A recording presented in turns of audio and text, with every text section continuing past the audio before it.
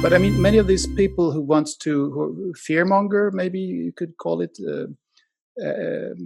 they tend to want to tell you that everything is getting worse, and the number of weather disasters is increasing.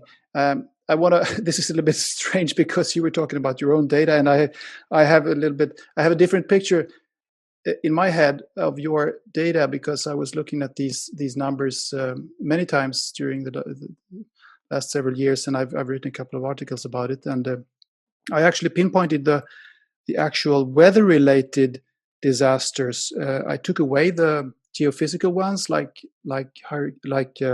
earthquakes and volcano eruptions, and I still, when I did that, even when I had done that, I could see that there was a slight decline, at least as from 2005 onwards. Mm-hmm. It was not very, very steep, but there was a slight decline. At any rate, there was no increase.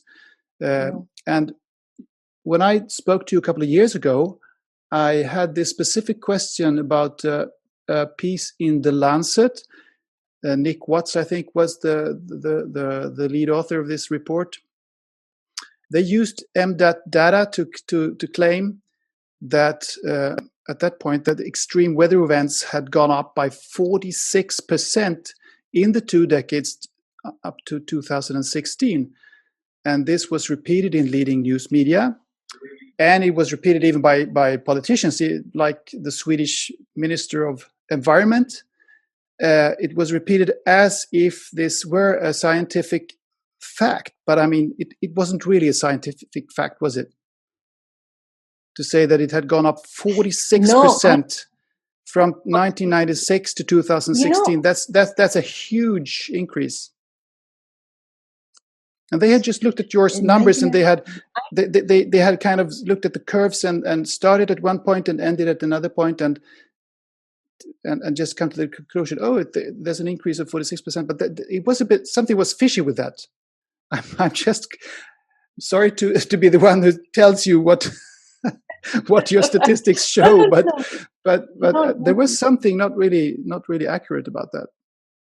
I can't, I remember this thing because we got calls also about this. There was something. Now you've got me short a bit. You've got me short. I have a feeling that, you see, it's true. What is true is that in the last 10 years, or maybe a little more than that, as you say, the average number of disasters per year has not changed very much. It has been a little less than 400 or a little more than 400, but it's been about the same. Now, if you take that last decade or, and compare it to 3 decades before, it's going to be higher. Of course, yeah, because of the reporting, huh? Yes, because of the reporting, exactly. Now, Nick, from where he got to 46%, I remember digging into this a little bit. I didn't, and then you get into your sort of, unending argument, the Lancet, which I wasn't prepared to do. From where they got this 46%, I cannot tell, because we don't see it. But you don't know how they counted things. If you count in, depending on whether or not they counted the same disasters in the 2 periods, because we have biological, we have technological, we have a whole bunch of other stuff.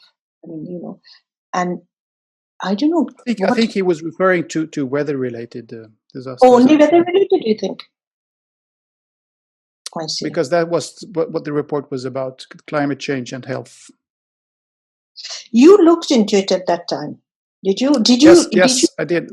As far as I remember, I could detect that they had chosen 2 points on the curve that were. I mean, if you chose those two coordinates, you would get an increase of that kind. But yeah, but choose something else, it would have been different. It would have been 0 or less anyway.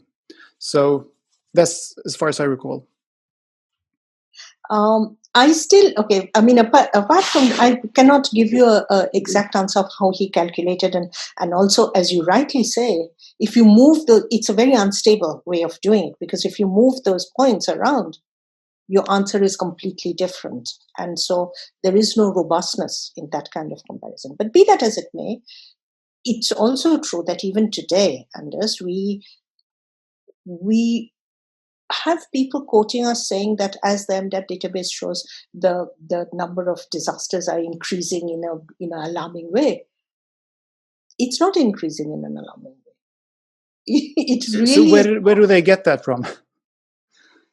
I think it's wishful thinking. It's wishful thinking in the sense, I think that the climate movement needs to have, as though there's not enough problems with the climate in the world. We have a lot of problems with the climate, but I think it makes it difficult for the climate disaster movement to be able to say that, hey, look, the number of disasters at this time is not increasing.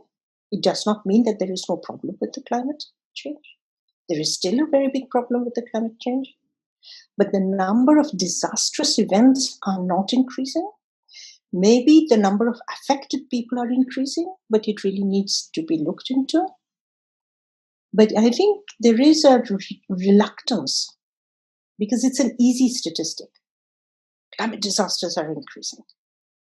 Yeah, it's an easy slogan. And we do a press conference every year. And in the last 2 years, we've said a press conference, we've said, there's not been an increase, and this has been a very good year, things like that. And nobody wants good news, Anders. I know. That's the problem. So, because I mean, if you market a number like the Lancet Countdown did at that time, 46% increase in 20 years.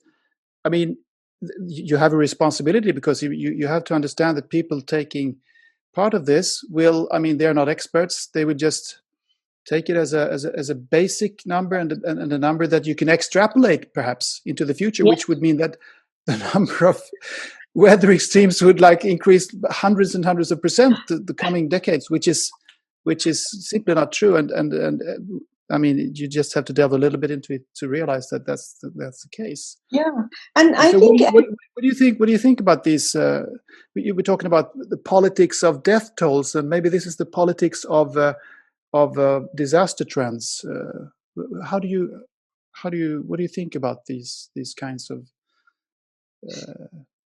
It's a bit. I mean, I would sit in a sort of between a rock and a hard stone, because on one hand, what you don't want to do is to send out a message saying, hey guys, you can stop everything because, things are going really well, and see, there are no more new disasters, just give it all up, and, we can sit back pretty and, smoke our cigars and drink our port, or whatever it is that people want to do.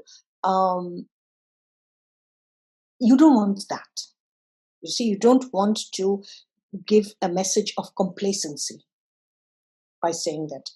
So on the other hand, I think that's one point. Second point is that I have taken a position of not fighting every battle. So, I'm not going to go, this is not a Twitter game. I